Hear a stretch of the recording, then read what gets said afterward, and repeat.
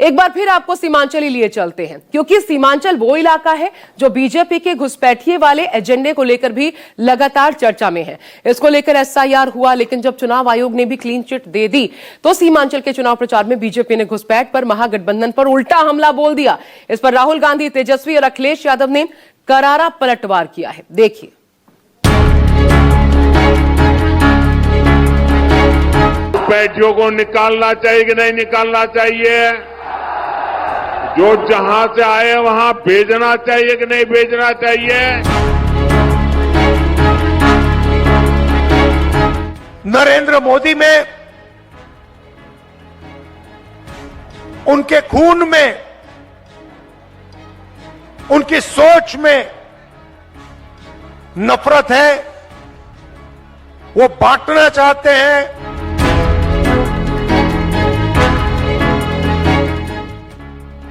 बिहार के सीमांचल में घुसपैठ का मुद्दा चुनावी माहौल को गर्मा गया। बीजेपी ने घुसपैठियों को लेकर जहां वोटों का ध्रुवीकरण करने की पूरी कोशिश की, वहीं महागठबंधन के नेताओं ने मुस्लिम समीकरण को अपने पक्ष में साधने के लिए एड़ी चोटी का जोर लगाया। अभी राहुल बाबा और लालू का बेटा घुसपैठिया बचाओ यात्रा लेकर निकले थे। वो चाहते हैं कि सीमांचल घुसपैठियों का गढ़ बने।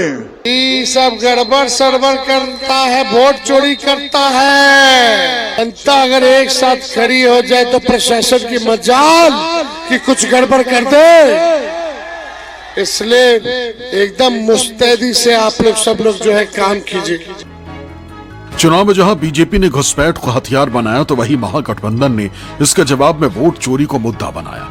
एसआईआर से लेकर पूरा चुनाव इन दो मुद्दों के इर्द गिर्द घूमता देखा। अखिलेश यादव ने भी घुसपैठिए के मुद्दे पर बीजेपी पर करारा प्रहार किया। घुसपैठिया बात बीजेपी की तरफ से आना, ये बात समझ में इसलिए नहीं आती है, बहुत दिनों से इनकी सरकार चल रही है और अगर पिछले 11 साल में घुसपैठिया आए हैं तो इनके जिम्मेदार तो बीजेपी खुद है। तो ये सूची तो बीजेपी को ही बनानी पड़ेगी कि 11 साल में कितने घुसपैठिया आए हैं और 11 साल से पहले घुसपैठिया कौन आए हैं। तो 11 साल में जो आए होंगे घुसपैठिया, उसका जवाब तो सरकार को ही देना पड़ेगा, वही है। और बीजेपी घुसपैठियों से ज्यादा घूस पे ध्यान देती है।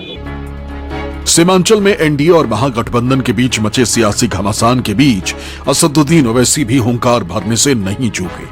ओवैसी ने घुसपैठ पर बीजेपी को तो मुस्लिमों को महागठबंधन में जगह नहीं देने पर जमकर घेरा। मुस्लिमों को अपने हक के लिए वोट देने की अपील की। सरकार को बदलना है, वोट दो। ओवैसी खड़े होकर कोचा दामन और सीमांचल की जनता से कह रहा है कि सरकार बदलने के लिए नहीं, सीमांचल को बदलने के लिए पतंग छाप को वोट दो। ओवैसी कह रहा है सरकार बदलने के लिए नहीं, सीमांचल के माहौल को बदलने के लिए पतंग छाप को वोट दो। सरकार बदलने के लिए नहीं, बल्कि अपने मुकद्दर के फैसले खुद करने के लिए वोट दो। यकीनन बीजेपी को हराएंगे। राजद नहीं हरा सकती, मजलिस हरा सकती है मोदी को। बिहार में करीब 17% मुस्लिम आबादी है, जिसमें सीमांचल की 24 सीटों पर सबसे ज्यादा मुस्लिम है। ऐसे में ओवैसी के दांव से महागठबंधन की मुश्किल सबसे ज्यादा बढ़ी, क्योंकि अगर मुस्लिम वोट बटे तो साल 2020 की तरह इस बार महागठबंधन को ओवैसी नुकसान पहुंचा सकते हैं और बीजेपी की राह आसान हो सकती है। इसलिए महागठबंधन के नेता ओवैसी और बीजेपी के प्लान से लोगों को सचेत करते नजर आ रहे हैं। नरेंद्र मोदी में, उनके खून में, उनकी सोच में नफरत है। वो बांटना चाहते हैं, नफरत फैलाना चाहते हैं। दूसरी तरफ मेरे खून में मोहब्बत है, भाईचारा है और हिंदुस्तान को मैं जोड़ना चाहता हूं।